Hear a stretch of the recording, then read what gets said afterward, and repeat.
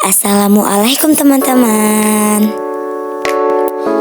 Untuk video kali ini kita akan membahas tentang sejarah Sumpah Pemuda.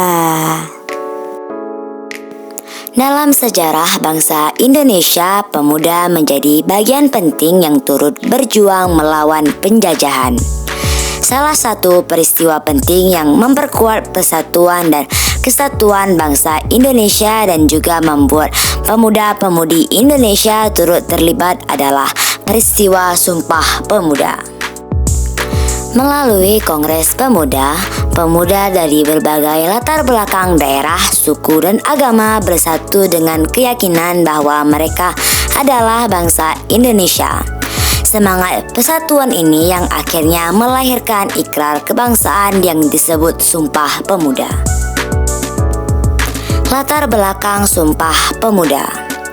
Pada masa pergerakan nasional pada 1908 hingga 1945, beberapa organisasi kepemudaan mulai muncul, mulai dari organisasi Budi Utomo pada tahun 1908, Jong Java pada tahun 1915 hingga Persatuan Pelajar Indonesia pada tahun 1926.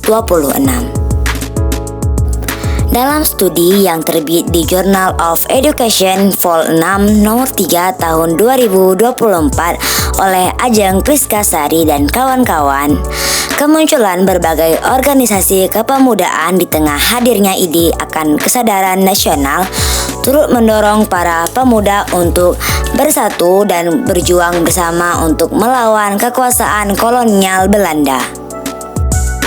Kala itu, para pemuda mengintegrasikan berbagai organisasi kepemudaan ke dalam organisasi nasional. Hal ini kemudian diwujudkan melalui beberapa kongres yang dihadiri oleh pemuda dari berbagai latar belakang daerah, suku, dan agama. Kongres Pemuda I. Kongres Pemuda I dilaksanakan pada tanggal 30 April hingga 2 Mei tahun 1926. Kongres ini juga disebut sebagai Head Estate Indonesia Congress atau Kerapatan Besar pada Pemuda Indonesia. Kongres ini didorong oleh pemuda dari Perhimpunan Pelajar-Pelajar Indonesia atau PPPI. Kongres ini dilaksanakan di Gedung Vrijtmeestersluik atau Gedung Bappenas, Jakarta. Kongres Pemuda I dinilai tidak berhasil melahirkan kesempatan setelah terdapat pertentangan antara Muhammad Tabrani sebagai Ketua Kongres dengan Muhammad Yamin terkait dengan penggunaan istilah bahasa Melayu sebagai bahasa persatuan. Akhirnya para pemuda memutuskan untuk mengadakan Kongres Pemuda II.